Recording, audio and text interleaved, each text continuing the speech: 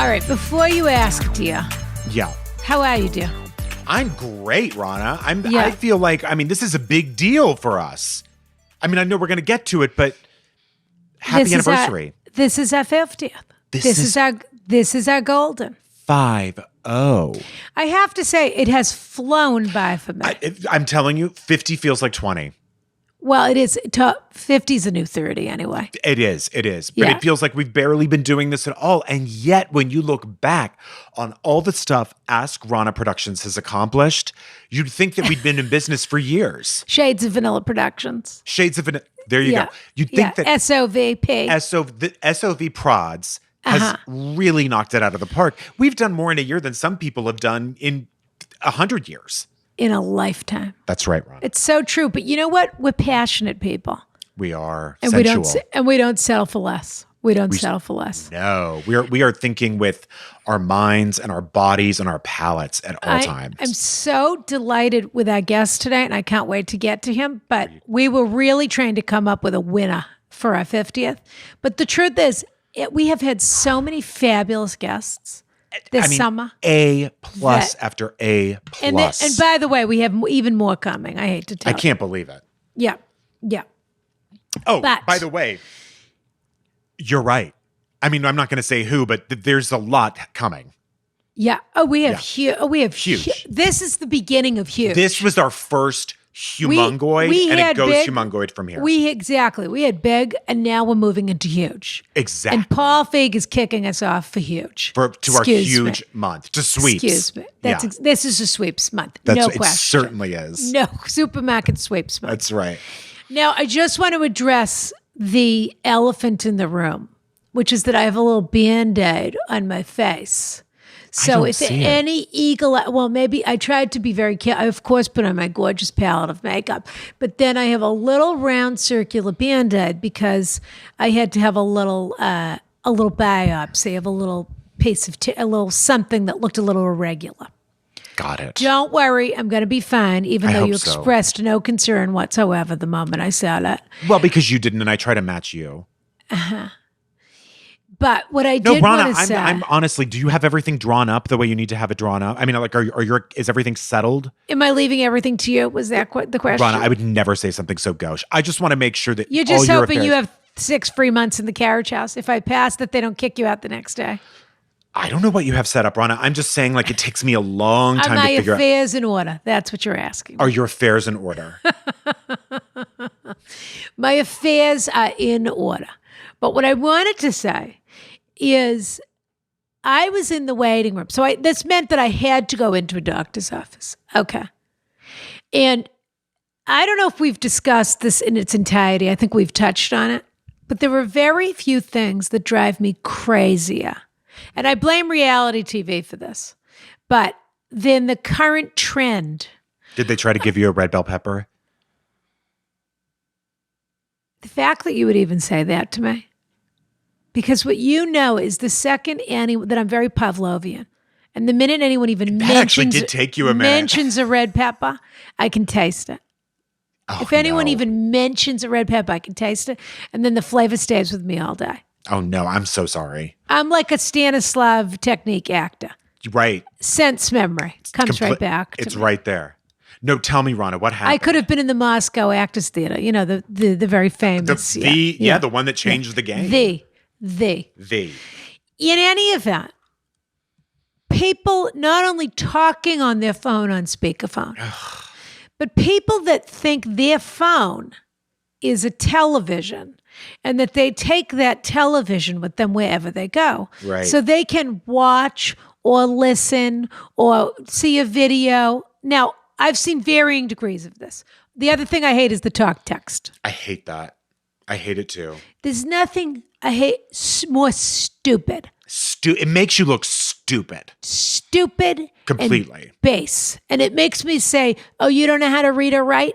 When people do the talk text? Yeah. Because you got to go back and clean it up anyway. Or what's even worse, you don't clean it up. Oh, and that's who you are. And that's, by the way, Rana, there was a period where people were cleaning it up. And I think that is really expiring. I think more and more people are not. There is nothing more insulting than getting one of those garbage jumble talk texts where you think you didn't even have the decency to type out a text or to clean it up before you sent it to me. Yeah. But these people that are watching a video of this, taking a FaceTime call while they walk, whatever it is. I'm sitting in this gorgeous, serene weight room, waiting to have my biopsy done. When I tell you, there was a woman who started watching a Dateline episode. What? A Dateline episode of all the things. It's usually a little piece of a video or somebody sent you a link or it's the end of a podcast, just something. Rana, don't tell me you didn't get hooked. Don't tell me you didn't get hooked. Of course I did. John Quinones was the host. I knew because I could hear it from across the room. There's no way I can't get hooked, even in the worst of circumstances. That was around the time that Carol started to ask herself. Yeah. If her husband was really who she thought he was. Yep. She was the life of the party. Everyone loved her. She had so much energy. Listening to a Dateline episode, watching a Dateline episode in the doctor's office waiting room while they have their ridiculous music on and everything. I mean, it was more than I've witnessed. I'm humiliated for you. And then there was another woman there who had her phone in a Ziploc bag as though that was going to protect her from everything, typing through a Ziploc bag. Sure, yeah. Those people that you want to say to them, the bag's dirtier than the phone. Yeah, it's like the gloves thing. It's like, well, I mean, you still can't do anything. She was also wearing gloves. Sure. And a face shield, which was on her lap. Great. Watching a Dateline episode. Okay. Well, Rana, do you think you're going to be okay? You know what? I'm going to be great. And I'll tell you why I'm going to be great. Because it's our 50th. And I'm so excited, and we're going to get to this later, but when Mr. Feig's here, we're going to ask people to make us a gorgeous drink in honor of our 50th. My favorite thing is when people name drinks after me. Drinks and sandwich. It's happened about 4 or 5 times. Of course, you don't think like there's a Shades of Vanilla? There's a Shades of Vanilla cocktail in San Francisco, of course. But there's 3 or 4 drinks that people have named after me. And I'm thinking Basil Hayden. Remember when he wrote in? Yes, I do. And I really have let him down. I'm thinking Basil Hayden, who was doing his gin smash or is this or is that or whatever. I think he's a candidate for making a drink for us. I think Josh Kamsen, head of the co-op board, is a candidate for making a drink for us. There were a few people out there who I know are real bartenders. Yeah. Yeah. And I want them to invent a cocktail using gin for sure, but certainly adding stalls if possible. And I want them to invent a gin cocktail in honor of our 50th. And it has to be a Rana and Brian, or they can create 2. But it's either a Rana and Brian themed drink or a Rana and a Brian. Or a Brian. Yeah, exactly. Honestly, I love it, Rana. And you know what? This is also going to be a test to see if people have been listening. Because I know a few ingredients that you don't specifically like very much. Well, that's absolutely true. And that I don't either. So I'm curious to see what our devotees come up with. Yes, think of us. Don't think of you. How many times do we have to say it? How many times do we have to say it? Dio, what's going on? I think we have some updates. Not too much. I want to thank you again for letting me spend the night at the Vineyard this weekend. As you know, you were out of town and I just had practically a nervous breakdown when I heard you were going to have to go in, and I had to get off. So thank you. Well, yes, and I can see that you're in. Gosh, that's the only room that hasn't been redone in the whole Vineyard, I would say. I know. Well, that's the only one you would let me stay in. Well, it was Bob's office for a minute. That's why it's dark green. He loves a gentleman's club. Yeah, sure. And then it became, Jordan started using it as like an editing bay. Yes, there's weird equipment here. Yeah, and that's why there's the Casablanca. But then I said, you know what? We had an extra bed because I had the Heston's guys bring me a bed down to the Vineyard. Right. So then you start moving the beds around. And so then we just said, you know what? We'll put an extra. And actually, my special sister slept in that room when she came because she needs everything very dark and quiet when she sleeps. She doesn't gets mad when the birds chirp. She gets, Rana, tell them to shut up. That kind of. I did find a couple of hamburger buns under the bed. Yeah. I did. I was looking. Well, we.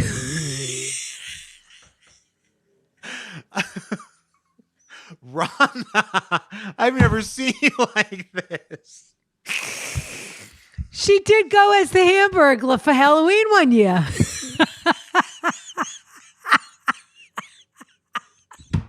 Well, she really loves that place.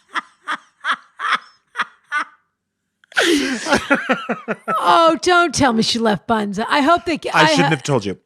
I hope we don't ever have rodents. No, you don't. There's no rodents here. There's no rodents. Okay. Yeah. All right, dear. Very good. No, please. We have a couple of updates, but yeah, she did go as the Hamburglar. She was the only Hamburglar that was carrying a Chanel purse for a trick-or-treat bag. I told you she likes everything very fancy. Ronna, pay. Yeah, that's not cool. Pay. Yeah. Yeah. And I think the funny thing is she knows better. You think when she's saying pay, you think, oh, she's just a little, people say she's a little blunt, you know, the social cues are a little off. She knows exactly what she's doing. Sure. Yeah. Crazy like a fox. Her favorite moment was when it's time for me to pay. Because she knows that she's got one over. You know what else she loves to do? She loves to send her hash browns back at McDonald's. Why would anyone ever? Not they crispy. They do those perfectly. Not crispy. What she does, well, the truth is what she does is she gets a free one. So she brings it back when there's like a quarter of it left. And she says, it's so good. And then they give her another one. She's really got the system figured out. She is living her best life. I don't think she'd change a thing. Her best life. Mm-hmm. She eats a bowl of ice cream before she goes to bed every night while she watches TV. Yeah. Yeah. Can't She's a size 14. And she gets, by the way, she does get all the fashion magazines. She still flips through them. So she'll pull out a page and say, shove it in my face. And now we've got to go get her a Dolce tracksuit or, whatever it is. She likes her flash. Yeah. Well, listen, she looks great. Hamburglar. Yeah. Okay. I'd love to see any pictures you might have of that. I'll see if I can dig one up. Okay, but, I'd have to ask her because, I don't want to. Or if she still has the costume, Halloween's coming up, I could wear something. We might have it in the attic. So maybe you could go as I know you said for Patreon book club, you were planning on dressing as one of the characters from the book. Yes. You hadn't decided yet, but maybe you'll just come as the Hamburglar. I have to say, you would make a great Hamburglar. I think I would too. You have those robber's eyes. Oh, definitely. And I love any kind of Scooby-Doo eye movements from a painting. You know what I mean? There's I no love question looking to around. me that you have a Zorro hat somewhere that you could wear. I'm sure. Well, I look forward to seeing you as the Hamburglar for Halloween. All right, let's get through this, please, quickly. Do your updates and your comments, because then we've got to get to our fabulous guest. We have a huge party to have right now. I absolutely will. Well, first of all, Ronna, we're 4 weeks away from the election. We should say that. Coffee and vote. Coffee and vote. If you get your AskRonnaCoffee.com, it comes with an exclusive sticker that says coffee and vote. And if you really want to go all in, it actually comes with several stickers. Several stickers. Our coffee and vote stickers. And then they'll be getting a sticker that says, I coffee and voted. Look. So that they hold, either if you're doing your mail-in ballot or whatever, you're voting early, whenever you're voting, you reserve that sticker for when you vote. And then we want you to post it. Yep. We want you to take a picture with your I coffee and voted. We need to know that you had a delicious cup of coffee. And I have to tell you, Ronna, all of the people who post the I voted pictures with the stickers on kind of smugly, their world is going to be flipped upside down when they see what is I coffee and voted and why didn't I get it? Hashtag coffee and vote. There you go. And I want to see all your gorgeous pictures, and you could even take a picture with your coffee bag and your voting sticker. I coffee and voted. Yeah. Terrific. Also, and I just want to say our Kiss Kiss mugs. We're giving our money to Patreon. On Patreon, though, to fair vote for this month. Fair vote. Yeah. Very exciting. We're only 4 weeks away, so, obviously vote. Yeah. Hey, make a plan. Make a plan. Yeah. And make it include coffee. Kiss mugs. Kiss mugs flying off the shelves. We can barely keep them on the shelf. It's absolutely wild. Yeah, they're gorgeous. They're gorgeous. They're very throwback in the most wonderful way possible. And most of all, they're out now. So there is a little thing there that says add a note. So if you want to send it as a gift to someone, they don't make it gorgeous and they won't gift wrap it for you, but there is add a note. So if you want to send it, if Gojo wants to send it to Agent wants to send it to the Seal or whatever it is. Oh boy, right. Yeah. Okay, yeah. Alaska's going to be getting a lot of mugs this winter. Sure. Okay, we got a comment, Ronna, that I thought was kind of cute. Do you want to hear it? I'd love to. Okay. Hello, Ron and Brian. This is not an advice question, but just a short, I promise, story that I thought Rana would appreciate. I so enjoyed Rana and Arden Marine's discussion of the Boston, Rhode Island way of talking and teasing. I grew up in the D.C. area, but moved to Boston right after college in the late 1990s as part of an AmeriCorps-like program. I was assigned to work at a school in Jamaica Plain for children with significant... City Year. It was called City Year. City Year. Well, she didn't write that, but that was the program. City Year. City Year. Yeah. I was assigned to work at a school in Jamaica Plain for children with significant emotional and behavioral disabilities. From my first day of work, my supervisor and another teacher at the school, neither of whom I had met yet, had offered to pick me up at my house in JP and bring me to work. Yeah. The morning of the first day, I sat on my porch waiting for my ride to arrive. I was 21 years old, excited, nervous, and very green. When a car pulled up outside my house, I walked up to the open driver's head window and said a little timidly, "Hi, are you from insert name of school here?" The teacher, a native Bostonian with a thick accent, looked at me and said in full deadpan, "No, we're two crazy ladies here to kidnap you. Get in the car." Welcome to Boston. See, it's fun, Brian. We're fun. I love it. No, we're here to kidnap you. Get in the car. There it is. I was like, right when I got the last line, I was like, I should not be the one saying this. But Well, I thought you did a great job. Thanks. That is so fun. Now, Rana, you might want to plug your ears for this one, but I do think it's very important to talk about this. Boy, if it's more, I can't. If it's another one of your sex writers, I can't. It's not. It's not. Okay, This is just, we got to get you acclimated to some new things. Dear Ron and Brian. Long-time listener, first-time writer.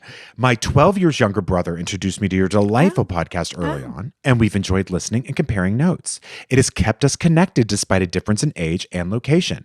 He lives in Queens. But they're connected. They are separated by age, but united by fabulous taste. Correct. Yeah. He lives in Queens. I'm in Wisconsin. We so often find ourselves... You better be voting gay, Wisconsin. I'm not. No kidding. Yeah. We so often find ourselves with points of true connection that I've started keeping my own slide deck, if you will. In regards to red peppers, Rana. Don't start with me. Taste them, Rana. Taste them. I couldn't agree more. They serve little to no useful purpose in most dishes other than providing an uncomfortably lingering reminder of the meal for yours truly. So It true. was so nice to hear this logical position stated in such clear, forthright terms as Rana's. Kiss, kiss, Angie from Milwaukee. Oh, parentheses, already voted, and I'm phone banking weekly. Fabulous. Now that's a listener, Rana. Yeah. But Angie needs to order her coffee, so she'll get her iCoffee and voted sticker, and then she can put it on and show us that she with her ballot. Now, Rana, can I read it? That makes me very happy. I have Me to say, too. I do feel. I want our listeners to know. Yeah. That as much as we tease them and sometimes we're hard on them, et cetera, they have so vastly improved the quality of my life in the last year. Rana. They write such fabulous letters to us. They're really are very one of a kind. thoughtful. And we have a wonderful audience, a wonderful fan base. I am delighted to share our 50th with them. We really think about you and we really feel connected to you when we do the show. I will say that. I couldn't agree more, Rana, and you said it really beautifully. It's a lovely community that we've built here in the Carriage House. I feel and very they're part of fortunate. that. But we can throw them out at any time. Oh, I mean, listen. Yeah. We appreciate the business, but look, business is booming. Yeah. We got a couple iTunes reviews I liked, Rana. Oh. Would you like to read one or would you like me to? I love it when you read. We're going to do it then. Yeah. Kyla Riker says, until universal higher education is established in the U.S., this podcast will remain my go-to for the most prestigious educational experience. Excuse me. Do yourself a favor and get a free PhD in psychology from RBU, Rana and Brian University. Distance learning only, of course. Kisses XOXO. What about that, Rana? That's so nice. People are so creative. Isn't it wonderful? Creative. Yeah. Callum Fam calls the podcast Joy, Joy, Joy. Gives us 5 stars and said this podcast is pure joy, laugh out loud funny, excellent advice, all caps, delicious coffee. So true. Finally. AskRonaCoffee.com. That's where it goes. I coffee and voted. Subscribe now. I'd rather be looking at it than looking for it. $3 off every bag. Always free shipping on domestic coffee orders. And you can cancel at any time. Rana, that was really good. Go on, dear. Finally, Leblinsky calls us Looney Tunes. Nablinski. Nablinski. Okay. Calls us Looney Tunes, 5 stars, of course, and writes, if you've ever been that child at a party that rather than play with the other children would hang around the adults to get tips on the best blueberry muffins. Honestly, I am this child. I know this person's your soulmate. Completely. Or soap recommendations. This podcast is for you. It's so Rana true. gives advice from an artful and curated perspective, while Brian adds, let's say, out-of-the-box alternatives. After listening to this podcast for a year, my instinct was to give my coworker the advice to tell her family that her new boyfriend has short-term memory loss to get out of them getting too close.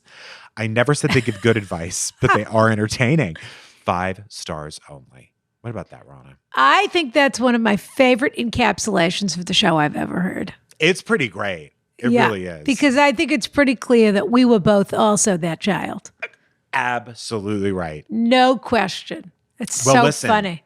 You've all come to the right place. And by the way, I would like to say that our guest today, I think, is a Rana or has been made into a Rana. What do you think, Rana? He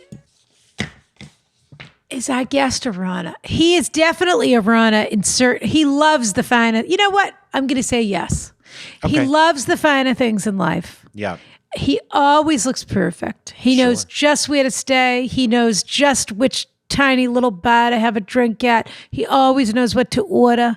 But he also appreciates the high-low because he loves a good laugh, and he's very, very funny. Hysterical. And I think one of the because greats. He's a director, people forget that he's also a performer. He's so funny. He's one of American comedy icon, my I would say. favorite people to spend an evening with. He's the ideal person, just like Brian and May, to sit in the lobby of the Gresham Palace in You bet. Budapest. You I bet. can't think. I spent so many hours whiling away with Mr. Feig there and did the same with you. And he's just the perfect companion for that. So hopefully when this is all over, the 3 of us will get a chance to do that in some sort of exotic locale. I'll even put on pants for that, Rana. You know what? I don't think he'd mind if you left him off. He's that nice of a guy. Great. Plus you have such powerful thighs. My stems. All right. Happy 50th, dear. I Yes, have you to tell you, too. I adore you. This has been such a blast. And Truly. I'm sorry that today will be my last episode, but it has What are been you talking such about? a one. About your biopsy? Run, it's going to come. Oh, back. yes. Well, I hope, If when my jaw falls off next week, I suppose I'll have to stop podcasting. But, Just make sure, call your lawyer, do whatever you need to do. Just get everything in order. yes, and, mate. yeah. You can have the Range Rover and the Mercedes. Yeah. Thanks, Rana. Yeah. And but Bob's classic car is going to join, and I just have to make sure that's Well, I made think that's clear. up for discussion, but yeah, we'll figure it out. Certainly not. Yeah. No, it's been an absolute pleasure. I love spending this time It's with my you. favorite thing, Rana. And it's been a silver lining having you in the Carriage House all this time. Thank you. And do me a favor, please leave the Vineyard as you found it. I will. But I mean, the cleaning crew will come in, of course. No, I will. I mean, I don't really remember how it was when I came in. Well, then to be just honest. don't break anything. You know what? I'm not even going to say that because everyone knows you break at least 2 glasses a week. Don't break any of the crystal. How about that? Don't worry. You'll never know. Yeah. I'll know. Okay. Okay. Well, I didn't. Let's get Okay. to our guest. Yeah, you got it. Okay. Okay. All right. So wait a minute. Rana. This has been a summer of incredible guests. It just has. It's been the summer of the multi-hyphenate. It certainly has, Rana. It really has. And then I said to myself, we've got our 50th coming up. We do our 50th wedding anniversary. This is our 50th podcast wedding anniversary. We have been together nearly a year. That's the 50. It is. I'm expecting a beautiful Cartier ring from you, Brian. I'll wait to see when it arrives. Well, But maybe our guest could give me one that I'll give to you. in any event, I said, how do I pull out all the stops for the 50th? I mean, Who's worthy of the 50th is what I asked myself. I'll tell you who's Here worthy. he is in the most gorgeous. I feel sorry for the people that can't see the video of this. They should go to our Instagram if they want to see the video of this. Yeah. He is wearing the most gorgeous seersucker jacket with the most beautiful orange silk tie. Excuse me. I have to tell you, Rana, A little we Brioni- expect a little Brioni nothing boutonniere. less, and it exceeds our And a expectations pocket even square. so. It's unbelievable. Without further ado, my dear, dear, dear friend. Bridesmaids, The Heat, Spy, A Never Simple heard Favor. of it. Never heard of it. Never heard of any of it. Ardingstall's Gin. Have you heard of that, Ron? There we go. I certainly have, and we're about to get into it because that's our giveaway today. You bet it is. Paul Feig is here with us today. Oh, Rana, Brian, it is an honor, an absolute honor. Rana, it's always great to see you. Of course. We go back so far. Exactly. Oh, of course, yeah. We've had too many late night cocktails that people have no business knowing about. Absolutely no business what we discussed. That's our business and no one else's. Now, what I was doing last night, and this people will then know when we recorded this if I tell them, but I'll tell them anyway. Mr. Feig last night had a knockout, blowout, adding stalls gin / bridesmaids viewing party on Zoom. And I attended. Oh, you did? Thank you, Ron. Oh, my gosh. I absolutely did. It was such a blast. It was so adorable. Started, of course, with some dancing. We want to talk about your quarantine cocktails that you've been doing, of course. Right. How did you get the invite? Who? You. Or did it come with the +1? Or it was very exclusive. Melissa McCarthy wrote to me from Australia. There you go. Oh. Yeah, and she said, listen, I know, I'm not in the country. Paul's got this big party. I can't make it. Can you go in my stead? Mm-hmm. And I said, no problem, of course. It's really nice of you to step in. And then Ellie Kemper wrote to me. She said, are you going to be there? I said, I'll meet you there. Mm-hmm. Right. Well, I know that Ellie. sort of a thing. Yeah. Mm-hmm. Well, Ellie's been on the show, of course. Yeah. But Paul, it was fabulous. You watched, it was live director commentary. Yes. Yeah, it was like interactive director commentary track. No, it was really fun. It was we just kind of were like, I've got some really close friends who had to cancel their wedding. They were actually going to have it in London. They're going to take the Queen Mary back. It was going to be this whole event, and they had to cancel it. And just realized, all these people kind of lost out on their weddings. I'm sitting on this wedding movie that people seem to like, and why not just kind of have an event? We'll raise money for charity. We raise money for a great charity called Family Promise, who are taking care of homeless families, and especially during this time. Yeah. And we just had a lot of fun. And sure, I talked about my gin too, because I'm a promotion machine, I guess. Let's talk about this gin. It's so fabulous. I even fixed myself, as I was watching, a fresh grapefruit, mint, and adding stalls, which I know your wife favors that sort of a cocktail. Very much so, yeah. Yeah. And which is fabulous wife Laurie, who's probably standing on the other side of the computer making sure he doesn't say anything inappropriate or does say something inappropriate. She likes to crash my show a lot. So, She does. She loves to sort of wander in. She's almost like a cat that just wanders into the background. Exactly. And then poo-poos my drinks. She's the ultimate authority on whether these drinks are good or not. But I had a gorgeous adding stalls and fresh grapefruit and mint. It's such a beautiful, botanical, really, it's a very unexpected gin. It's not like anything else on the market that I'm aware of. When that box came, I truly was stunned by the magnificence of it. Yeah, this packaging, the entire thing. I put it in my coffee this morning with my half and half. I have to tell you, it's a gin for every occasion. And that presentation was absolutely stunning. And I tried to convince Rana to leave it in the Carriage House, but she wouldn't. No. It's a daytime and nighttime gin. So fabulous. No, but Brian was watching Simple Favor, and he said, this must be how Paul does his martini. When Blake Lively is mixing the martini, I literally said, I was like, oh, I bet that's exactly how he does his martini. And Rana said, Brian, not only is it exactly how he does his martini, it's exactly how Dukes does a martini. Yes. Dukes of London. That's how Alessandro at Dukes does the martini. Mm-hmm. Yep, our hero. That's my favorite martini in the world. And I wanted to portray it in the film. The funny thing is that Blake Lively doesn't drink, but she wanted to get it accurate. So I coached her through how to do it. And of course, she made it look great. But so what is the perfect... So she's just pills, only pills for her? Only pills, that's right. Yeah, Tic Tacs. So how do you make the perfect martini? And I say martini with, I think everyone should know that I mean gin, not vodka. Yeah, well, that's exactly it. Because a martini is gin, a vodka martini is a martini made with a vodka. No, it's the Duke's way it's the easiest way to make a martini, actually. You freeze the glass, you freeze the gin, You take them out when they're all frozen. You take a little bit of vermouth, put it in the frozen glass, swirl it around to coat the edges, and dump it out. Alessandro's move is he dumps it on the actual carpeting. And then you just pour in the frozen gin and cut a big twist, squeeze a twist over the top. Bang, you have it. But it's undiluted by ice. No ice. That was what I really took away from that scene was I was like, oh my God, I've been doing this wrong for years.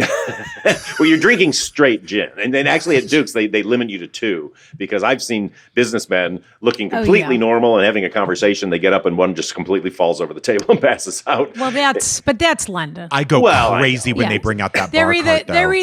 They're either gonna wet. This is what I always say about London. And everyone knows it's my favorite city in the whole world, but it is the only city that it's completely acceptable for a grown man and a businessman in a suit on a Friday night to stand outside at a pub at one of those standing tables and just wet their pants in front of everyone, and no one says a thing. Exactly.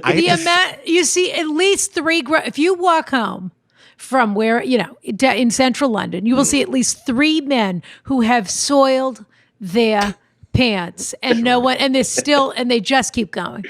Yeah. Well, and Rana, this is a pet peeve for you and I both about London is if we say the restroom, they make fun of us. They want us to say the toilet. Disgusting. No. And we won't do it. That is when they lose all credibility with me, is when they start throwing around the word toilet. It is so going to gross. the toilet. Yeah. You don't go to a toilet. You go in a toilet. Right. Yeah. But somehow we're the weirdos for saying we're restroom. the crazy people for saying restroom. Right. Yeah, exactly. It's so true, Paul, of course. That's one of the few ways we outclass them. But I also just wanted to say they don't at Duke's. They give you kind of a look if you ask for like 3 times the snacks before you've had the alcohol. You know how they bring out all those snacks? Oh, yeah. Like the poo-poo They platters? Olives. And, those rice crackers. Oh. Yeah, and the cheese bites. I love a little cheesy bite. You can't what I'm saying is you can't just go there and not order a drink and eat the snacks. They don't like that. Definitely. They generally look down on that in most There's places. only 4 tables. There's only 4 tables, Brad. Sure, I'm just saying. It's funny because it's my favorite bar in the world, and I take people there, and to a person, everyone who walks in for the first time goes, this is nothing like I thought it was going to be, because it's like walking into grandma's sitting room, basically. You're right. Which is what's so fabulous about it. It's so charming. It's so cozy. Mm-hmm. And actually, the hotel is lovely. If you're looking for a sort of small hotel in central London, they have a gorgeous little sort of conservatory breakfast room. It's almost more like a B&B because it's not a full service hotel. And it's a hideaway because, I mean, it's literally down, you're off of St. James's, you turn down this small alley, and then you turn down another alley, and it's back there. So nobody knows it's there. And I do love, and so it's very quiet. You just get a great sleep there, and the beds are very comfortable. But I do love St. James's, one of my favorites. To walk at night on St. James's when everyone has gone to bed is one of my favorite things. And he's one of my favorite saints. I'm just going to put it out there. Yeah, and to take a peek in the window at Berry Brothers. Yeah. Love it. I know. It's very aspirational. Yeah. Okay. All right, Rana, we're not here to talk about London. That's not why we're here. No, we're not. That was nice, but it's really not why we're here. No, we came We're to here- drink Ardingstall's gin and answer some advice. There are desperate people in this world, Brian. There really are, Rana. And they need the assistance of 3 people who are not in any way qualified other than being complete successes in life. That's the only thing that qualifies us, I would say. But we're not doctors. We're Rana, I have to say something. therapists. If you were a man, I think you would be Paul. I like that. I think you've got that I'm sophistication. speechless with how what a big compliment is that. That a bespoke suit, Paul? It seems like it might be. This actually is not. Most of my suits are bespoke. This one is not. This is actually, believe it or not, just a Brooks Brothers, but I had it tailored. So it's fabulous, Rana. It's all about the tailoring. You could get a suit from the Banana Republic, and if you have it tailored right, you get a beautiful suit from Brioni, and if you don't do it right, it looks terrible. We had Clarissa Wood on last week. Do you know who she is? Yes, the CNN chief international correspondent. Yes, that's impressive. Maybe you've heard of Syria. Maybe you've heard of Putin. I don't know.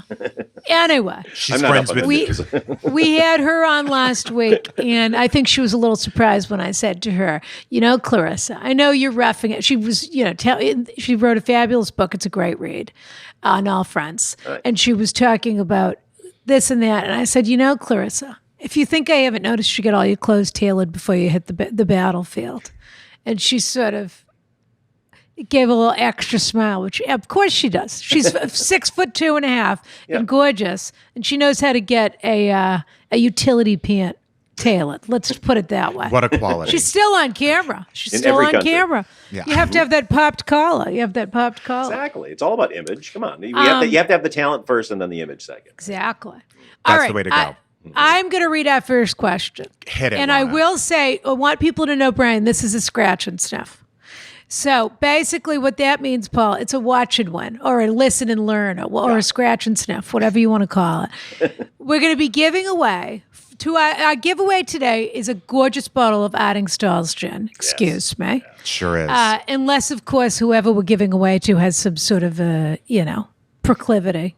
Sure. To too much alcohol, in which case we'll find a replacement for them. Fiji. But we won't let that let that limit us now. We have to just make our decisions based on our hearts and our minds. That's right, But Ronna. also, Paul has been kind enough. You may notice his gorgeous pocket square. He's never without one. He did a limited edition Addingstall's pocket square, a Paul Feig pocket square. And he's giving us a few of those to give away on our Instagram. So listen, there'll be a trivia question on the Instagram. We're going to give away some pocket squares. Ronna, does it break any rules if I enter? You can't, no. Okay. No, you can't. All right, just check. Brian, I'll hook you up, my friend. Thank you so much. I Paul, would why love don't we that. wait and see how it goes? Okay, Brian, that's right. Let's it's not be really, rash. it's really a carrot and a stick with Brian. You can't start giving him an award at the top of the show, or he'll just check out entirely. That is He'll true. start swirling his crystal light and say, "Why don't you make Paul answer? Why do I have to do any work?" Yeah, Don't pay the masseuse in advance, is what you're saying. exactly. Fair enough. I wonder if you should pay the masseuse in advance, depending on No. the service you're expecting. Oh, Well, it's a little bit like these caviar or DoorDash. On caviar, you can put the tip in ahead of time. yes. And if they know they're getting a big tip, they're bringing your food quicker. I see. But I always thought maybe it's if they don't know if it's coming, it has to be performance based. So I think it used to be that way, but we're living in a very different time now. Paul. everybody helping us should get all the tips they should get. That's Yeah. right. Okay. Dear Ronna, Brian, an illustrious guest. No kidding. I know you both appreciate when writers get straight to the point. So here's my question. How many times is too many times to move due to my husband's job? Here's some don't worry. I wish that was the whole question. It's not. There's 14 more paragraphs. By getting to the point Yeah. and then saying, here's the background, that's not Yeah. quite. Maybe All that is- he's just trying to get away. All that is a thesis statement. That's all that is. Here's some background. My husband and I have been together since high school, took college breaks here and there, and then got married. I'm certain that that's not important to this question, but thank you, dear. We're both 32 and are in the midst of trying to start our family. He works as a technical engineer, and I'm the company director and teacher for a dance studio. Before moving here, we lived on Long Island, where we both grew up. Shortly lived in Brooklyn, then made our way here. Mind you, each time we've moved, it's been because of his job. We currently live about 20 minutes north of New York City, and I absolutely love this town. Close to the city, close to the mountains, right on the Hudson, cute village and Main Street. I love where we live, 2 exclamation points. We've been here for almost 4 years, and I feel like we started really planting roots in this town. The people are great, and yes, I might be in a somewhat of a micro-liberal bubble, but I feel safe and welcomed in this town. Here's the problem. My husband's miserable. Not with where we live, but with his job. His position has morphed and changed over the years into this stressful job that he didn't originally sign up for. I get it. Corporate companies suck and will always take advantage of people, but it's getting to the point where it's affecting everything, even his health and our relationship at times. He's had great offers and other opportunities for work, but they are back on Long Island. In my opinion, there's nothing for me back there. Been there, done that. When we first moved here, I picked up everything and started from scratch again and created a community of friends and support and found a job I love with students I truly care about. To give that up and start all over again for a third time would be heartbreaking. Also, we're trying to start a family, and I would be going into a place where I have no support system and be forced to find a new job myself. I refuse to become only a mom and housewife. I need to work. Am I crazy and selfish for wanting my husband to, quote, suck it up for a little bit longer, or wanting him to turn down these amazing opportunities for the sake of staying here? I feel like I've compromised every time we've moved because I've had the mentality that he makes the majority of our income and we couldn't survive alone on what I make. Oh, really? on giving Teachers children, are overpaid. on Rana. giving children ballet lessons after school. You couldn't live on that. It doesn't make what I do less important or valid, but I do bend the knee. But do I bend the knee yet again for the sake of money? Do I keep pushing at the idea that he can find another job without us having to move? Part of me feels like a stubborn toddler digging her feet into the ground crying, I'm not going. But another part feels like we're supposed to be here and I'll be the miserable one if we move back there. Any advice would be much appreciate. Uh-oh. Appreciated. Love Burn you this both. letter. Yeah. Listening to you guys brings me so much joy, like a warm hug in this cold, crazy world. Kiss, kiss. B. Well. What do you think? Well, I mean, it doesn't sound like they're I thought they were kind of moving from state to state, but it sounds like they're just moving town to town. You know, I never want anybody to be unhappy or have to sublimate to somebody else, but at the same time, is the job offer that he has really that much better than the one that he has right now? You think he should stay put for her? That's your instinct at the moment. Kind of. But I don't. Again, I don't know how far they're moving. If it was like we have to move to California, we have to move to Wyoming or something, that'd be like, okay. But this sounds like maybe she just has to drive a little farther to see her friends. Right now, they're living in Hudson Valley. Right. So they're living in one of those cute little Nyack or this or that towns just north of New York City. Rosie They O'Donnell can take lives the there. train in. Yes, she does, of course. They can take the train in, and it looks like American Main Street. Plus, there's all these people that moved from Brooklyn up into the Hudson Valley because they got priced out of Brooklyn. Oh. So there's probably some good restaurants and some fun people there. So they feel like they still have a foothold in this urban, suburban thing. She grew up on Long Island. So these other jobs are back on Long Island. And that's true suburbia and more provincial, I would say, than where they're living right now. And that's what she doesn't want to go back to. Yeah, I get that. I don't know. It's a tough one. It's always hard when two people have careers. Sometimes, I hate to say this, sometimes it comes down to who's making more money, who's the main breadwinner, just because it is about, that's the reason a lot of people are working is for money. And they're about to start a family. Yeah. That's where I was wondering if I think it's easier to just to that point specifically, I think it's easier to move before you have a family than it is when you're pregnant or have already delivered a baby.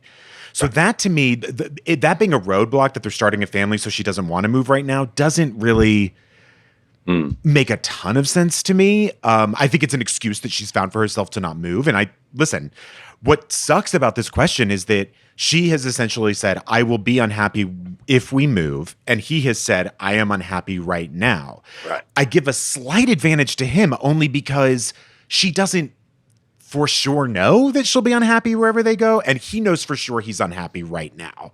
Right. And I just feel like they're too young without children or anything to be unhappy in what they do. But I also don't know if this is chronic and maybe he does this, I don't know. I wonder about that because he's had a bunch of jobs. They've moved for his jobs a couple of times. Right. So I do wonder if he goes to these, and maybe that's a thing she doesn't want to say about him, which is after a while you have to sort of say or maybe he's terrific at what he does and he just gets poached all the time. So that's great too. I mean, that's another possibility.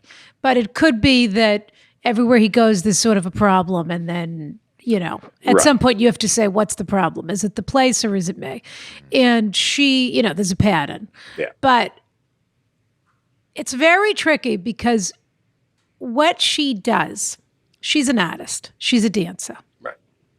She has found a way to be happy and is incredibly fulfilled by not only the connections that she's made in this town, but the school that she's running, the troupe that she's running.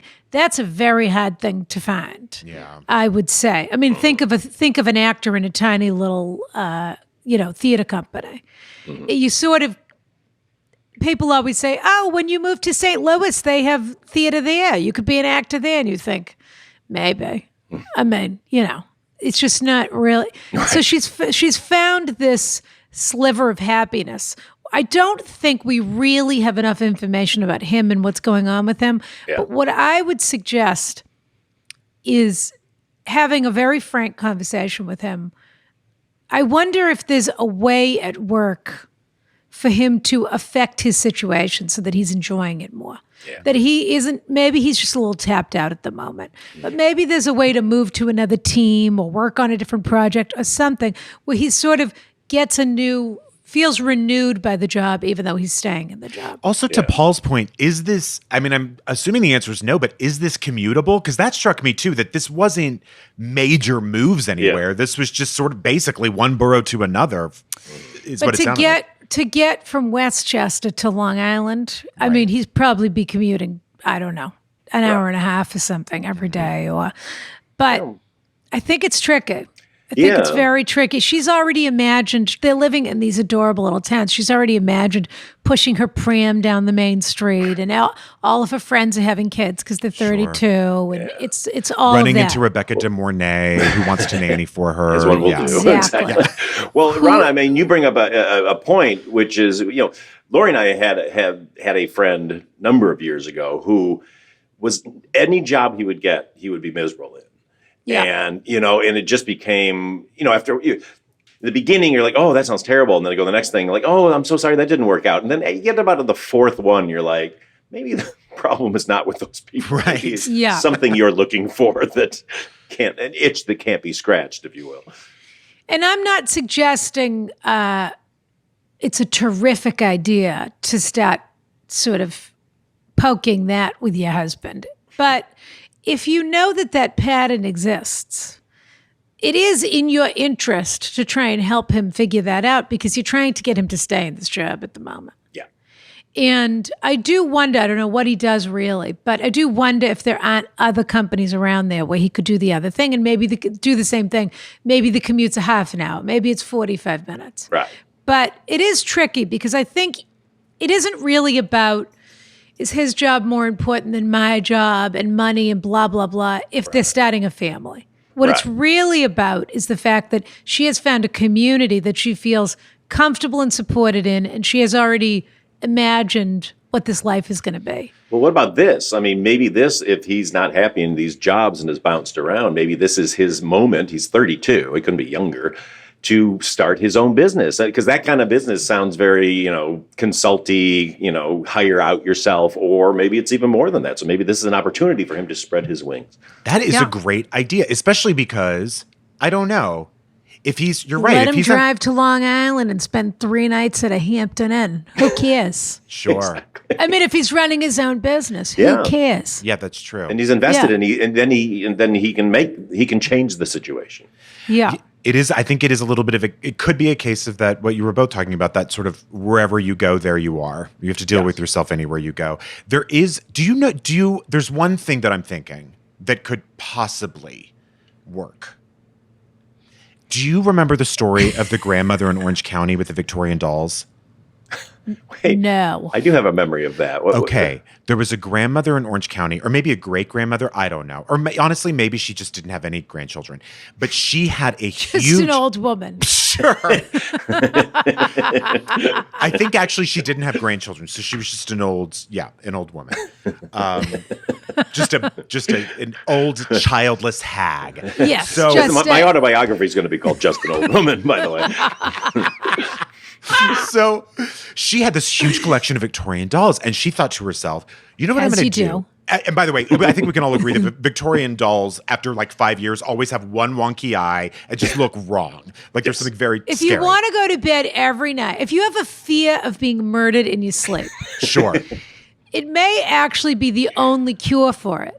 Because it's sort of that thing of confronting your fears. Mm-hmm. So if you have an irrational fear of being murdered in your sleep, get a bunch of Victorian dolls, put them around your bed. It will confirm your fear for you that you should go to bed every night wondering if you're going to be murdered in your sleep. Unless you're a fan of the Annabelle movies. I was going to say, Annabelle's the exception if you love Annabelle. But I mean, that's how Victorian doll nerves got really mainstream when Annabelle came out. But I just want to say this. What she did was she would drop off a doll at all the children in her neighborhood's doorsteps early in the morning, like 5 a.m. Voodoo. All these people went crazy and there was a big news story about it because it was like, who is this person leaving Victorian dolls and threatening my child? And they finally found the woman and she was like, I just thought it would be a nice thing to do. But what you could do, because it's always scary, leave a Victorian doll on the entryway of your home with a note that says, I wouldn't move if I were you. And just see what he does. Because that might be enough. I think that would guarantee the move. That's right. Yeah, I guess I didn't really think it through. I think you're right. Brian, I think it's brilliant. And I want to go do it right now to some people I know. I do too. I need to find some Victorian dolls to Don't you have a spread neighbor, around. Paul, whose dog keeps barking? Yeah, we got a few. That you can leave a note for?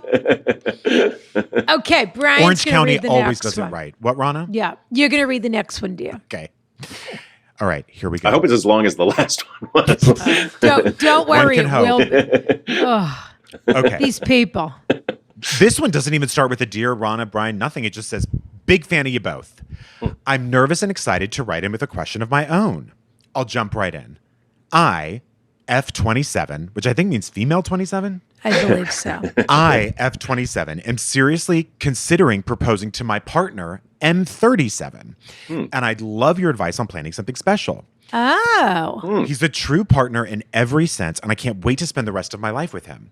We've talked openly about marriage and our future together. In fact, he purchased my ring back in May of this year, a 1930s lavender star sapphire set in platinum, thank you.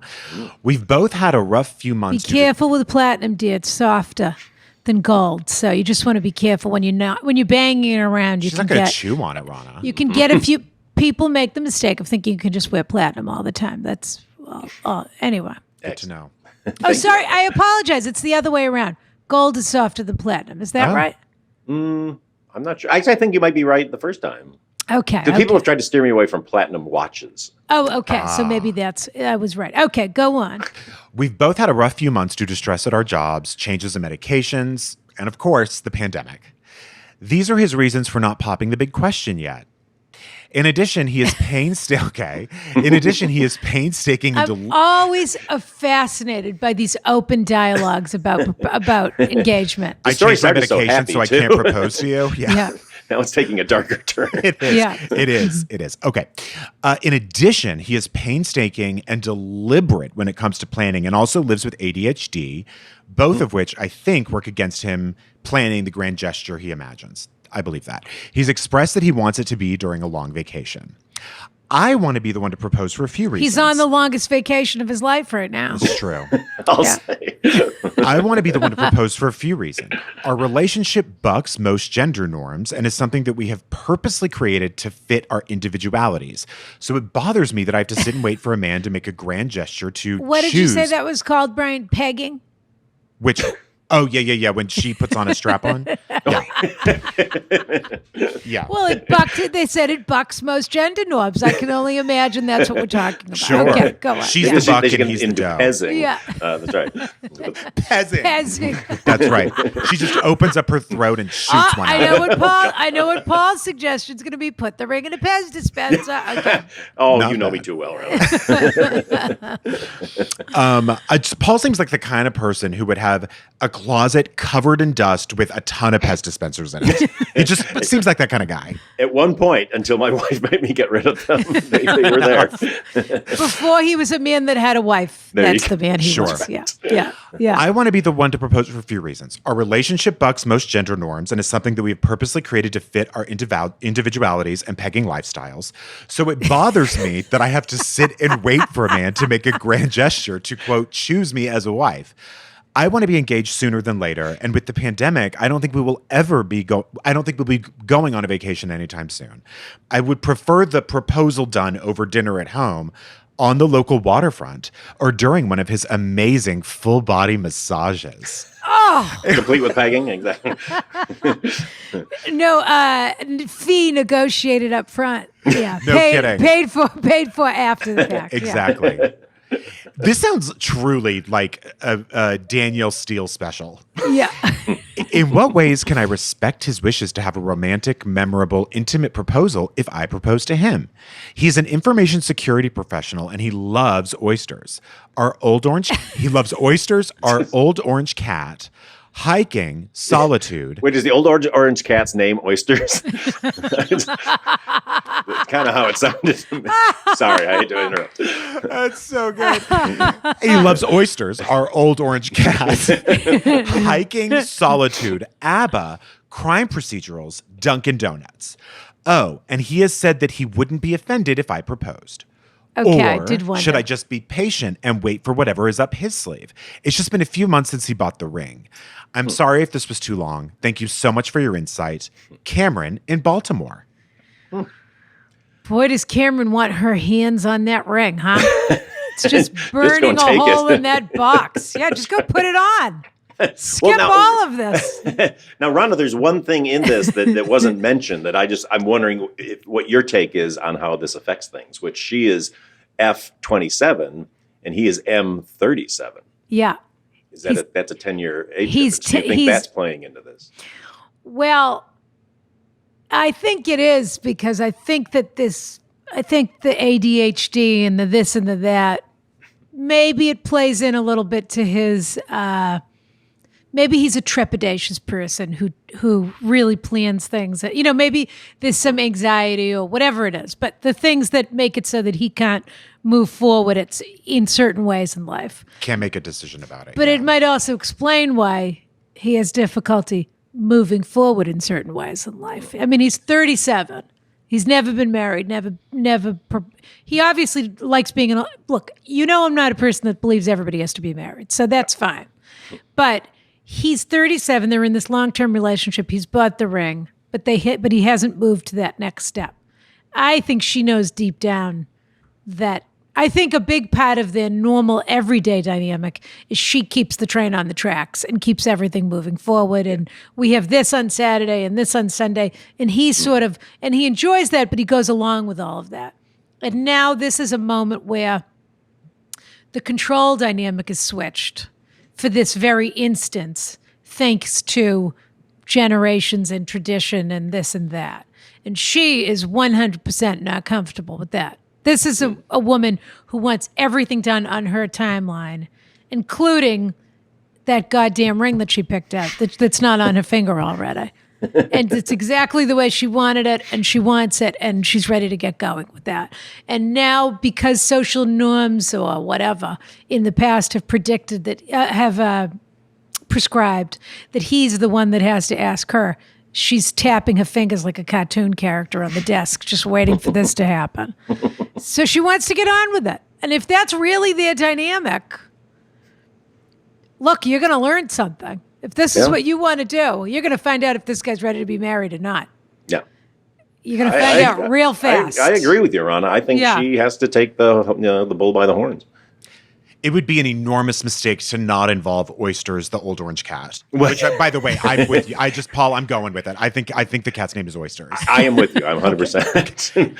And you just got to get that cat trained now to learn how to speak or something, to say, will you marry me? Or you have to figure out, if that cat isn't part of your engagement and in the photos, I think it's a huge mistake. You put the ring on Oyster's collar and let him walk up. What could be sexier? And then you scare oysters. I don't know. You goose him from behind and see how far he runs. You'll never see oysters or the ring again. Paul, what do you think? A, about the age difference, and B, this letter totally takes place on two tracks. Mm-hmm. There is the letter she wrote to us, and then there's all these little micro conversations that they've had in between. Yeah. Where they've discussed every piece of this thing. Yeah, and there's a lot of subtext. And now they're still waiting for this romantic trip or this romantic moment, but they have literally discussed every beat of this engagement, including her saying, by the way, I'm getting tired of waiting. Would it bother you if I asked you? And he said, and he shrugged. That was his affirmative. I mean, what do you think about that, gentleman? I agree with everything you said up front in that I think he's a guy who likes to have somebody else take control. but maybe this is his one moment to feel more like he's not, this is a very strong word, so I don't mean it this way, but he's not feeling a personal emasculation by having her control everything, so he wants to control it himself, but he might not be ready to do it, or he might just be sort of a timid guy. Look, the age difference, my wife is 6 years older than me, so and that works great. I'm really very much in praise of older women for guys, because I think, the maturity level of guys is all over the place. Excuse me. That's right. So women are just, are so much more mature. Ask Ron at gmail.com if we have any younger listeners that are looking for, wanting to take me to a socially distanced dinner. The lobsterman has a friend. Oh, Brian. He does. And he's all his teeth. Does he own the boat? I'm only interested if he owns the boat. He has the boat. He has the boat. He has keeps it sparkling clean. He has a 100-year lease on the boat, a freehold. I don't know if there's a title. I'm not sure about that part. But have you seen Love Fraud? Is it in one of those situations where he's taking care of the boat? It might be. He's very. All I have to say this: he's very romantic. He loves this country and the women in every state of it. When you say he loves this country, that's starting to give me a Trumpy vibe. Well, no, he is full Trump supporter. Yeah, but that's happy to know. Can't we all? I'd be happy to know he even voted. Exactly. I'd be happy to know he even voted. No, he doesn't vote, but he's very political. So when you proposed to your wife, or did she propose to you? I proposed to her. Okay, but I was a very timid. We were together for 4 years, and I was just afraid of commitment. But then what happened was we were together for the '94 Northridge earthquake. Oh. And it was so traumatic to go through. Yeah, that I remember saying, like, I should do this now because, who knows, life is so fleeting. So that it took an earthquake, a tragic earthquake to shake me into marriage. So that is romantic, though. I like that story. Yeah, it was nice. Well, nothing like the threat of death to make you want to live a little bit more. Whatever it takes. So maybe she should stage like a home invasion or something. Well, she says she loves procedurals, so you could do something like that. Yes, you could have somebody come in with a gun and say propose to her at gunpoint. Right. And then Fargo-like, with hopefully not as tragic results. If you don't propose to her, you hire an actor. Yeah. But I think that I worry about a little bit, because I do think holding a gun to his head, I do too. Well, she's already doing that, but I do think. Yeah, amen. I do think men prepare for that moment, and that I think women all the time processing their emotions. How do I feel about this? How do I feel about that? A lot of times men are just sort of going, if something spikes for you, something bad happens or whatever, then you're worrying about that. But this is sort of one of those moments where it's uncomfortable. There's a lot of that feeling of sort of, for some men, I really shouldn't generalize, but this is a thing that happens where a big commitment is coming and it just spikes the anxiety over what they're doing. What's the meaning of life? Do they make enough money? Can they afford a family? Why haven't I done this already? Should I do? Is this the whatever all the things are people go through when they make a big commitment.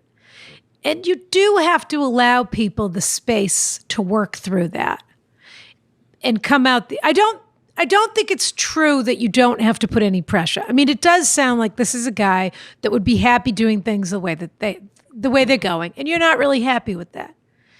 But it is a tricky dance, that ultimatum, or whether you're taking something away from him in terms of him coming to grips with needing to make this big decision. You know what? Here's what I would say. I'd say she has two options. One is just do it and propose to him. The other is to not as a threat or like, oh, I'm so fed up with you, but just kind of like in a very sweet moment go like, you know what? I've decided I will not propose to you. Oh, I like that. I do too. Mm-hmm. That throws it back in his court, and then because now I think right now he's going like, well, maybe she's gonna, so I don't even know what to do. I think he's probably more confused than that. I like that a lot, and I'll tell you why else I like that.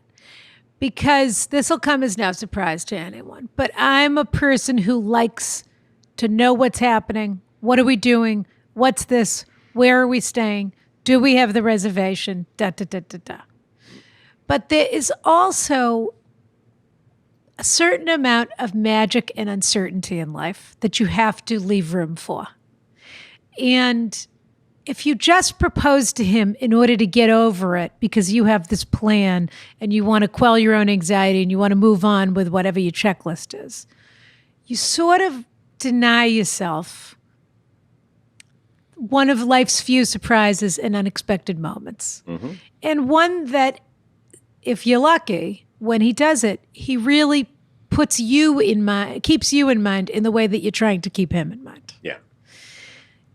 And that's a beautiful thing. And it's not going to happen very many times in your life. Right. And as an old married, I will say that is a story you are going to tell for the rest of your life. Sure. So it better be a good one. Yeah. And maybe that story is going to be you proposing to him, but... Yeah, exactly. Also, I would say maybe it could help him out if you had a friend that he could run stuff by. Yeah. If he's having trouble making a decision, like, I don't know, if you were just like, I think if you wanted to talk it out with so-and-so, I don't know, just to make it easier for him. Because I do understand not being able to make a decision, then getting really frustrated with yourself, and then getting angry with yourself, and then kicking the can. I do understand that. I don't know if there's just an easier road for him that you could create. I want to be clear. I don't think there's anything wrong with a woman proposing to a man. No, I don't either. But this to me just feels like it's not happening on your timeline. Yeah, he just sounds like he's got plans and he's just doesn't know when to do them, and maybe she's kind of being more forceful. So there is something about when somebody's being so like, we're going to do this, that you do, as a guy, at least myself, kind of sit back and go, all right, I'm just going to kind of, I mean, also maybe they want so this, many ways I could do this wrong. Now that you've put all these conditions on it, I'm paralyzed. Very And true. also that she Very wrote to us asking for ideas for how to propose to him means to me she's had no fantasy about what this moment would be like for her to propose to him. That's a great point. She hasn't thought about that and what that would look like, or really dreamt about that, or fantasized about how that could look. So that's also why I feel like, of course, there's nothing wrong with a woman proposing to a man. If it was like, since childhood, I've always wanted to propose to somebody on a yacht or whatever it is, ever since I met this guy, I've been waiting to do it this specific way, but you don't have any idea what you want to do. Right. But I think it's totally fine. I would add one more thing to Paul's suggestion of saying, look, just letting you know I'm not going to be proposing to you. Yeah, that's great. I think you could also say, just letting you know, I'd like to be married by 28. And I don't plan on proposing to you. Oh. And that's the last we're going to discuss this. Yep, or no more. That's the more ultimatum one. That might send him running. Well, no, you just say, I'm ready for this to happen. You don't have to say it exactly the way I said it. You just say the pegging stops until you propose. Yes, I've decided I really want to be married. Right. And I think we want the same thing. Right. And I know I said, would you mind if I proposed? I'm not going to do that. I'm not going to, I'm not going to propose, however the best way to say that is. But I do think that is interesting, because I think also if you say to him, I'm not going to do it, it might take some pressure off it. But he might just be sort of paralyzed at the moment, fearing that he's going to do this the wrong way. Well, I would say you might have to take a little pressure off of that. He should do, I think between us, it should be a 2-phase thing. The first one should be the nice, I just want you to know I love you. I'm not going to propose. And then give it a month. What do you think? Whatever you think, sort of the amount of time where like, okay, dude, get your act together. And then after that period of time goes by, if it doesn't come, then comes the more pointed. Direct. Has anyone ever given either of you an ultimatum on a commitment? And how did you take it? Because no one's ever given one to me. I mean, I've, of course, said to Bob. I've never got one, because I've spent my whole life trying to get out of relationships, and I wasn't in that many. I was really only in 2 before I met my wife. But no one ever said to you, I want to get more serious, blah, blah, blah. I want to move in together. I want to, whatever it is, and that you put the brakes on when they asked for it. No, the funny thing was with Lori, my wife of 26 years as of yesterday. Yes, happy anniversary. She's so funny, because she would just be like, oh no, like she would just suddenly do things. So, she took this apartment that she couldn't afford. And I was like, oh, so I was kind of helping her out with that. But then She goes, I want to get this house. We're going to rent this house and we'll move in together. And I was like, well, oh, wait, what? And she goes, no, just come take a look at it. Just take a look at it. And then as we're there looking at it, she basically goes to the woman, we'll take it. And she's like signing the thing. And I'm like, so I went out on the driveway and I had a panic attack. And she came out and very sweetly said, look, if you don't, I completely get it. If you don't, I just, think it'd be nice. And I was like, yeah, okay, let's try it. So it wasn't an ultimatum. She just did it. Right. But for somebody as indecisive as I was in relationship at that point, it was the only way it was probably going to happen. Well, that's an argument for proposing. True. Yeah. True. Brian?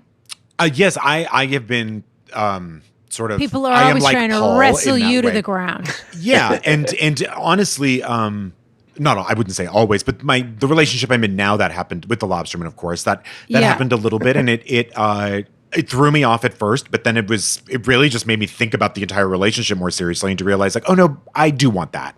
I just haven't wanted it in the past, but people change, and that's what I want. So it pushed me in the right direction. Yeah, things aren't going to change. Yeah, things aren't going to change. But I do think you should be careful about making sure that he feels like he also has some agency over his life. Yeah. Because if you take everything, that also just sets the tone forever. Yeah. And I agree, he's 37. He probably needs a little kick in the pants, but make sure he's a proactive force in the relationship. Well, she may grow to, because otherwise you're going to resent him forever. Well, I was just going to say, she might grow to resent him, and just then every time he's indecisive of anything else, like, oh, well, you wouldn't even propose to me. He's like, oh boy. Yeah. Oh yeah. If you propose, you can't hold it against him. No. Yeah. Okay. Let us know what happens. We have one more quick one. Yeah. Okay. Hi, Ronna and Brian and guest. Long time, first time here. My mom was recently diagnosed with breast cancer. Luckily, it is stage 1 and the prognosis is good. She has a surgery coming up, and I wanted to get her a gift that would make this period of time better for her. Something along the lines of a cozy blanket or an activity to do while recovering, or even something to bring her with her in the hospital since she can't have anyone with her due to COVID. She truly is the matriarch of our family and is always giving to everyone else, including her 92-year-old mother. And I want to do something special and a little extra for her. She is definitely a runner. I love it when people say that. And then they say, she shops at Costco. She gets everything at TJ Maxx, and she only eats lunch meat. She is definitely a runner. She enjoys the finer things, like a Cuccinelli sweater, excuse me. And she has her duties, just like the Barbers, excuse me. She is very particular in what she likes and doesn't like, and what she will and won't do. I.e., she goes to Starbucks every day for an iced tea, but will not brew her own at home, has figured out Netflix, Stiesel anyone, but can't be bothered to figure out Hulu, fair enough. She loves a Cadbury Fruit and Nut Bar and a Dairy Queen Blizzard. Oh, she's a high-low. I love a high-low. She has taken up knitting in the past, so maybe something related to that. You both always have great ideas for gifts, so please let me know if there is something luxurious yet affordable I am not thinking of. Thank you, Becca. I think I know the perfect gift. Oh. A bottle of Arctic Stars. I was going to say, I was reading your mind. Thank you. I would want nothing more, to be honest with you. Oh, booze come on. it up, and when it's empty, then you can put flowers in it. Exactly. Oh, come on. You don't want the girl who needs to propose to get the bottle of Arctic Stars so she could get halfway in and then throw it at his head while he's playing a video game. I definitely want her to have it. Where's the goddamn ring? I want this other woman to go out and buy the bottle. Oh, okay. Definitely. I think that's a great idea. Brian, I'm curious. You're gonna say the Origins bedtime body wrap, but the problem is that I don't think it's back in stores yet until Do you shop at Christmas. Origins, Paul? I have been in there. Yeah. Well, Paul likes the gumballs, the Origins Peace gumballs, whatever exactly. they're called. Yeah. They have a body hug. They have a body wrap that you microwave, which for whatever reason Ronna thinks is ridiculous. And you put it on, and it's microwavable lavender pillow. Lavender or clove. I tried to get you the clove one, but you didn't want any of them. Apparently. No, I didn't. No. But if you wrap it in it, it's so luxurious. Actually, that's not a bad idea. I mean, maybe there's a higher end one or something but that paired with like we always talk about those really, really nice like UGG slippers that just, even if you're not walking, feel incredible on your feet. Something like that might be good. I don't think she'll have access to a microwave in the hospital. You know what? You're right. Which is really the only reason I refuse to go to a hospital is I need to heat up everything. But maybe, I don't know, that's always something that just feels good and feels luxurious, is just maybe something like a really, really nice cashmere socks or set of slippers or like you mentioned it before, but just a really luxurious throw. Those are things I don't think people believe they should spend money on, but when they do, it just changes everything. So when my dearly departed mother was diagnosed with cancer, I was obsessed with the fact that I was worried she was going to be cold while she was getting her treatments in the hospital, because it gets cold in the hospital. And you would love to bring your own blanket, but it's sort of like being on a plane. It's a little bit messy. Yeah. I think you need to think of this as a sort of first-class Swiss Air experience. And what I mean by that is, what would you not only want to be comfortable, but what would you want to be seen in? Yeah. Because what is more glamorous? I'll never forget. I think I was at the Beverly Hilton, waiting in the lobby to meet someone for a drink. Oh, so not the Hilton, excuse me, the Regent Beverly Wilshire. Before they redid the bar, dear. When it was still worth going to. Yes. Yeah. Yeah. Wait, I'm going to dial it all the way back. It was the Peninsula. Oh, yes. So it was the bar at the Peninsula. I was waiting to meet someone for a drink. It could have been Brian, for all I know. I mean, no, it wasn't. But yeah. They also ruined the bar at the Bel Air Hotel, but I'm just throwing that in. They also ruined the bar at the Four Seasons Hotel. Excuse me. True. Yes. Several years ago, but that was a fabulous little. You could get any sort of hooker from anywhere you wanted, and you still. Oh, of course, all these bars are full of hookers, but you felt like you were in a gentleman's club, and now it's sort of some nondescript. You feel like you're in Bratislava somewhere. Yeah, they also ruined the bar in an Indigo hotel or something. Sure, great views. Where else did they ruin the bar, Brian? Circus. I don't know if you've been there recently, but it looks completely different than it used to. In any event, there was a woman that had terrible, either MS or something, who came into the bar. I think she was attending an event at the hotel, and she was on crutches, 2 crutches, and they were wrapped in crocodile. You're kidding. Chocolate brown crocodile wrapped crutches. And I thought, that's how you do it. If you're gonna have to do it, let's jazz this up a little bit. And if your mother's a true runner, my suggestion would be a fabulous wrap. So basically like a poncho or that kind of a garment where you're essentially wearing a beautiful cape or a beautiful sweater, but you're wearing a blanket. It's like a travel blanket. So if you have the dough, I would say a cashmere, gorgeous, beautiful, luxurious, soft as can be, that you would even have a positive association with putting it on. That's my first suggestion. My second suggestion, which I did buy for my dear mother, but what I also bought for her was a pair of UGG boots. Those little, I think they're called the classic tall. They sort of go a little bit over the ankle. Basically what Brian was saying. The only difference being that you can wear them out of the house. So that when you go to treatment, you know that your feet are warm. Yeah. And when you're sitting there, it's like being in slippers, but the slippers that can go out of the house. And actually now there's so many designers, that's sort of a thing that people are doing this season, is a shearling lined boot. So you can choose from different things. But I think a bottle of Arding Stalls and a pair of UGG boots or UGG slippers is a fabulous, fabulous idea. Yeah. Can I throw in one non-boozy one? Which is, I think she could also, because also in the hospital, there's not a lot to do. If you get a really nice, comfortable pair of headphones, and buy an iPad and load it with her favorite music, some of her favorite movies, and some books that she might want to read. And then she's got a whole entertainment set. That's fantastic. I love that idea. And I will tell you that Bang & Olufsen, they do their version of AirPods. Mm-hmm. And they're absolutely gorgeous. They were on my Ronica list last year, Brian. They are they come in a caramel-colored leather case. They come in black and they come in this caramel. And if your mother's a runner, you get her the caramel Bang & Olufsen headphones and and load up her iPad, and it's a terrific idea. Great ideas. Yeah. But I will say this. We do have one of those Origins body wraps left in the Carriage House, Brian. Really? So if you want, we could send it to her mother, but we could also keep it for you. Okay. Well, I have 3. So Do you? But you're going to have to send her a microwave oven, too. that's true. We need to send her a slippery microwave. slope. That's true. right. We can't send her a microwave. Just get her a microwave and a box of Hot Pockets. And There, honestly, who couldn't live large and like a toaster. that? Why not? And a toaster. Just overload. Get her pumpkin spice candles, pumpkin spice lattes, pumpkin Spice Pop-Tarts. The All best of it. Pop-Tart that they made last year. Absolutely. Yeah.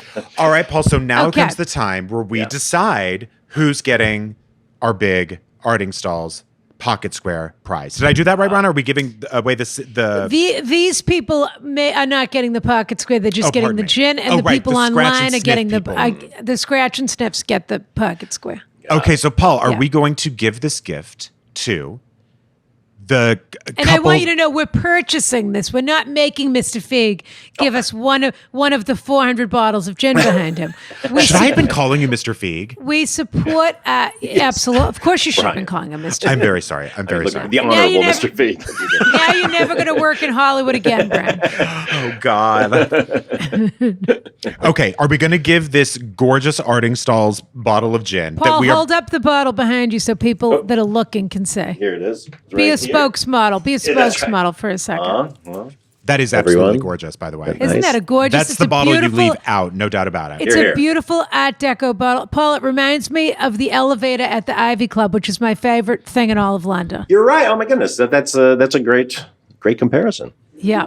Thank you. Okay, so and Rana, you're gonna I'll pay Pay you back for or it. whatever. I'm gonna okay, pay for okay, it. okay, okay. Just Yeah. wanted We'll to talk make sure. about it. Okay, okay. No, I'm going to pay for it. I support my friends and Brian. Yeah, just make sure that everything's signed by me too, all that. Okay, Yeah. so are And then we credited back to your account. Yeah, but you still owe me for the tomatoes, so we're, Yeah, we're good. yeah, We're even. yeah.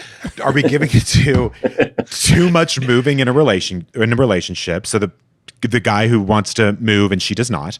Are we giving it to how do I propose?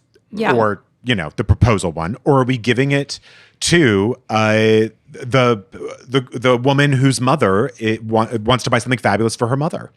I mean, I think it's a no-brainer. To be quite honest, I think that having had a wife who went through breast cancer, also, I think the person, that person who's trying to take care of their mother and do the right thing deserves a lovely drink. I think people give cancer people too many things. I do think that. But You know I what think- they wanted? They don't really ever think Yeah. to give them something like alcohol, which is really, Well, no, why the not? alcohol's for the daughter, not for the. We'll get the. Oh yeah, no, yeah. This is for the daughter, not for the mom. But- No, mom doesn't get the booze. Give it to the daughter. Yes, I'm with you still. She's gonna need it. Yeah. She's gonna need it. Totally. And when Yes, she and it sounds like your mother has a very good prognosis and Yeah. that things that it's just gonna be a difficult period. Yeah. But there are absolutely gonna be a few nights where you say to yourself, I wouldn't mind a stiff drink. There you go. And if you don't drink, let us know and we'll figure that and then we'll send you the Pop-Tarts if that's the case. Perfect. Now, Paul, you do not have to stay for this. What we do is we read a cliffhanger, and then we do that on our Patreon. Oh, I want But to if stay you- for this. Are you sure? fabulous. Yes. Okay. Brian, why don't you read the cliffhanger then? Oh, I'd love to, Rana. And Thank Paul, you. just so everyone knows, you're at Paul Feig on socials. At Paul Feig on both Instagram and on Twitter. I don't use Facebook, so don't bother to try to get me there because Yeah. And where can people buy the gin? the gin it's getting out there all over the place. The easiest way to figure out where to get it and how to get it is to go to Artingstall's Gin, all one word, artingstallsgin.com. Yeah. And it tells where you can either buy it in person or where you can order it and they can send it to you. I'm going to tell And if you, you're in Rana, Canada, it's at all the liquor stores in Canada now. those government liquor terrific. stores. Yeah. Yeah. We Yeah, actually exactly. we have actually quite a big Canadian following. Oh, so good. that's good Do you to know Moose yeah. Musselman? No. No. He's Paul has- Canadian. Paul hasn't had the pleasure of working with He's a Moose. friend of yeah. Rana's. Oh. Yeah. Apparently, yeah. Right? Yeah. Okay. He's so, a friend of yours too, Brian. He's a friend of the show. I There know. you go. See, every time we talk about Moose Musselman, which I brought up this time, I step into hot water. All right, here we go. And I also just want to say Paul's Instagram is kind of inspo and goals. Like, you really should follow it. It's so amazing. fun to watch. Oh, and are you still doing your quarantine cocktail show? We're doing it. We're only doing about once a week now. We did 100 shows in a row every single day. So fabulous. It was such a bright spot, I have to say. Thank you. I absolutely love looking at it. I feel bad that I'm not doing it every day now, but I fell behind so badly on work that, but we'll do it, once a week, and we love doing it. It's super fun. Fabulous. Thank you. Here is our cliffhanger. Dear Ronna and Brian, think of this email as a referral. My best friend emailed you and appreciated your advice, so now it's my turn. I'm 23, and while my friends are in a committed relationship... Now it's my turn? Yeah, that's what she... Eye for an eye. I'm already offended by one the for idea you, one for me. that they thought that they were going to get their question answered. Yeah. But okay. I'm 23, and while my friends are in committed relationships and Instagram sharing their significant others, I wasted my time with an idiot for almost 2 years. A guy I knew from high school reconnected with me. He told me he always had a crush on me in school, but between me and you, I thought he was kind of a loser.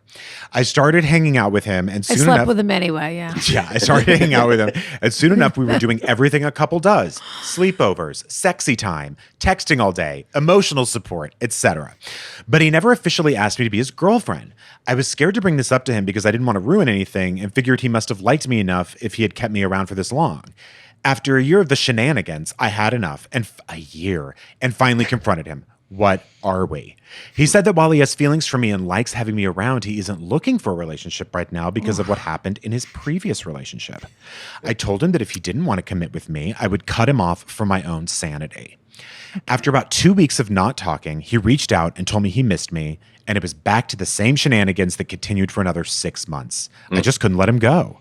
Then one day I texted him, and things seemed off. A couple days later, I saw on Instagram that he's in a committed relationship with a new woman. And I never heard from him again. It was so... Oh, but you will. It was so hurtful to see him commit to someone so easily after he was with me for nearly 2 years and wouldn't call me his girlfriend and gave me all these lame excuses about how he isn't ready to be in a relationship. It hurts seeing him do things for this girl that he never did for me. We haven't spoken in almost 2 months. I've muted him on all social platforms, but still find myself peeking at his posts, which only makes me feel worse.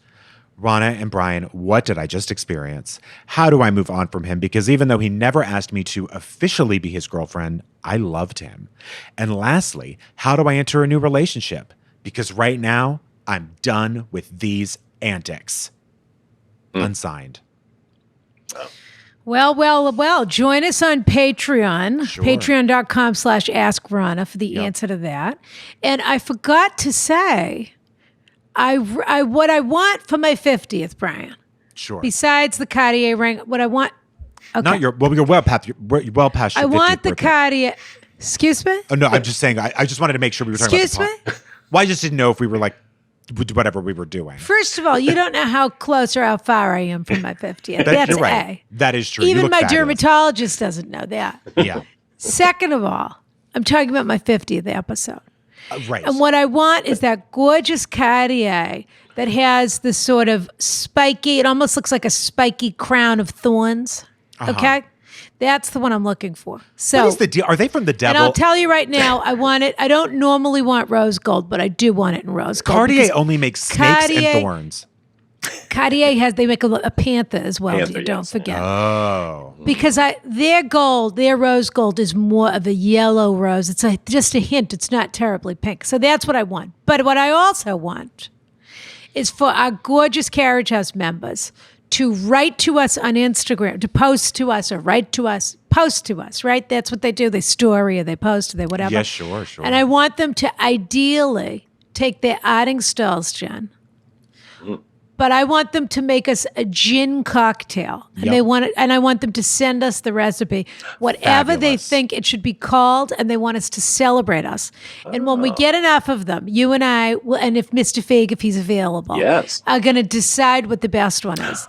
Because Paul has come up with 3 gorgeous gin drinks. So don't copy Paul's drinks and then try and send them to me. Yeah, That's that's right, Ronna. The Cake Boy Spritz, is that what it's called?